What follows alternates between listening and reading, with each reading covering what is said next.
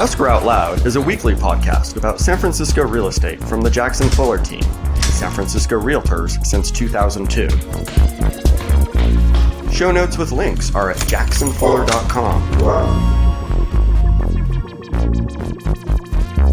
Hi, Britton. Hey, Matt.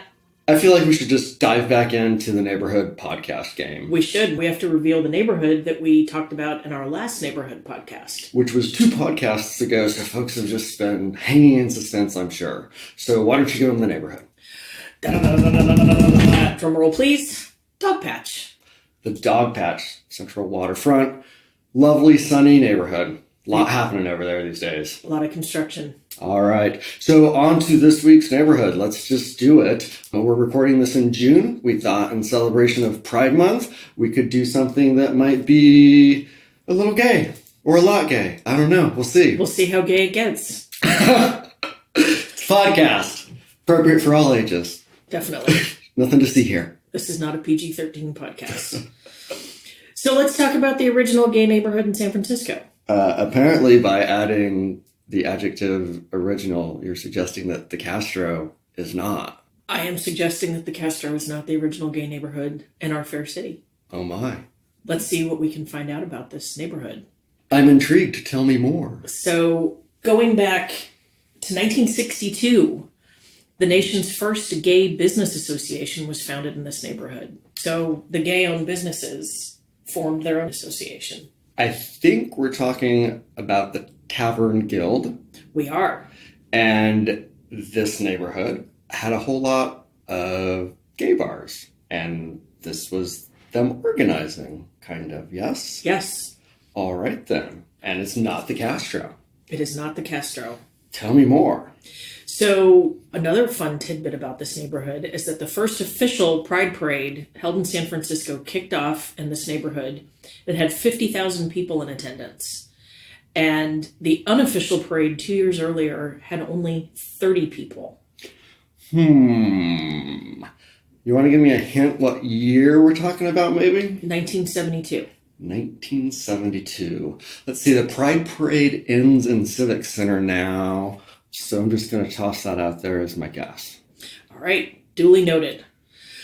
So another fun fact about this neighborhood. Yeah, is there anything in this neighborhood besides gay bars and pride parades? Steakhouses. Like? So the neighborhood, it's home to a restaurant inside of an antique railcar. And the railcar itself operated until 1927.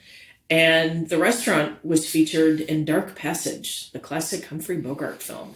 Which I've never watched, but now I want to.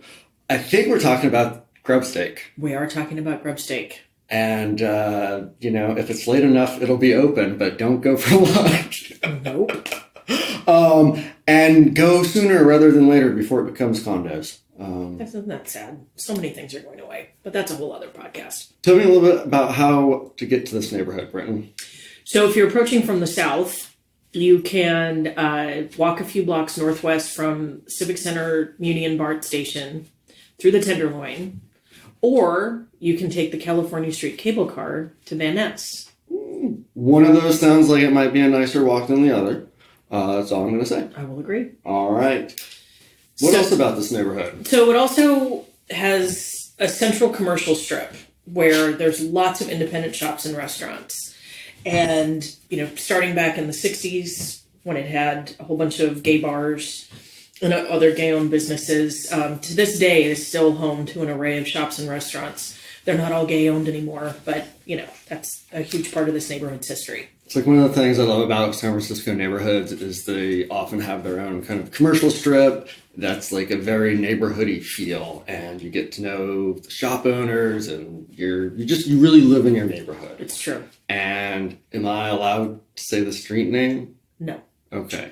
I'm pretty sure I know what we're talking about. It's got like my favorite French restaurant in San Francisco. Which one's that? La Folie. Oh. Yeah. Have you been? No. Really? Yeah. You deserve it. Do I? You do. You want to take me? Sure. You want to pay for it? Sure. Sold. All right. All right. The deal is on. Some other shops, other than high-end French restaurants, Russian Hill Bookstore, Terrasol Boutique, or if you don't want French food, you could go for Bob's Donuts or the 1101 Deli. So Wide range. How much money they want to separate from your wallet. So this neighborhood has often been described as one of San Francisco's most diverse neighborhoods, but there has been criticism within the last couple of decades because of gentrification and subsequent closures of some well-known LGBT establishments. Yeah, I'm pretty sure I know the neighborhood we're talking about, and it has lost a lot of notable closures over the last couple of years, like Gangway, Divas, Reflections, Rendezvous, and Chemo's is also apparently set to close and be gutted and will come back as something else after it was purchased. I'm pretty, I think that gives away the neighborhood to a lot of listeners, at least listeners from San Francisco, but it's not just happening in this neighborhood. San Francisco is changing a lot. It feels like everywhere. It is. Although, I don't know. Pacific Heights feels like it's timeless. Well, I think the neighborhoods that are changing the most are the ones that have commercial strips. And also Central, South, and East. Yeah. Right, the North and the West.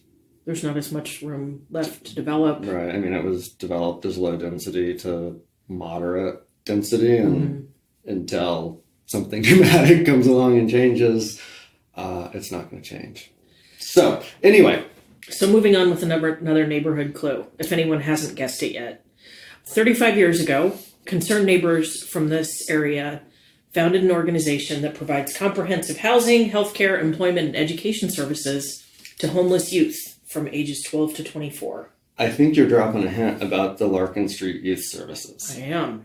They are an amazing organization. They provide amazing services to some very vulnerable young people in our community. Yeah, when I was out on the SFAR speaking gig, I met some of their graduates, I guess, for lack of a better word, who spoke on behalf of the program, and they were amazing, inspiring stories. Wow. Yes. Anyway, so I'm definitely sure I know what neighborhood we're talking about, but tell me some more about it anyway. So it's sometimes described as a microhood. There's just over 12,000 people who live within its borders, and it's not a huge area geographically. Yeah, it's definitely not, and I don't know that it's ever actually been defined right down to the street. When you're in it and you know it, and when you've left, you kind of get that feeling, but it's not like a clean rectangle, I think. And it goes through a bunch of areas. It goes through, the downtown district, goes through the Tenderloin district, goes through Nob Hill, goes through Russian Hill. And, that's a lot of change. It's not a completely homogenous neighborhood. Let's put it that way, right? Right. It's, it's got a lot going on. Always has, apparently. So this is sort of it's a pretty basic clue. Basic. This neighborhood name consists of only 2 words. The first is for the major neighborhood street that I wouldn't let you say earlier, named after our 11th president.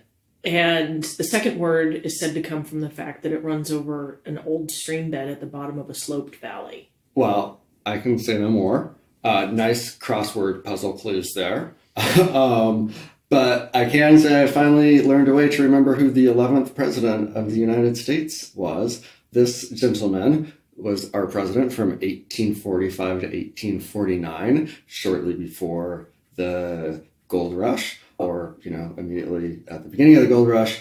And in fact, he is the reason that California is a part of the United States with the Treaty of Guadalupe Hidalgo. And he also is responsible for the Oregon Country expansion, as well as the annexation of Texas. Well, we need to have some words. Indeed. All right. So those are 10 clues about a great San Francisco neighborhood. And we know you know what it is, but we're still going to save the big reveal for the next episode. See you next time. All right. Escrow Out Loud is a weekly podcast about San Francisco real estate from the Jackson Fuller team, San Francisco Realtors since 2002. Show notes with links are at jacksonfuller.com.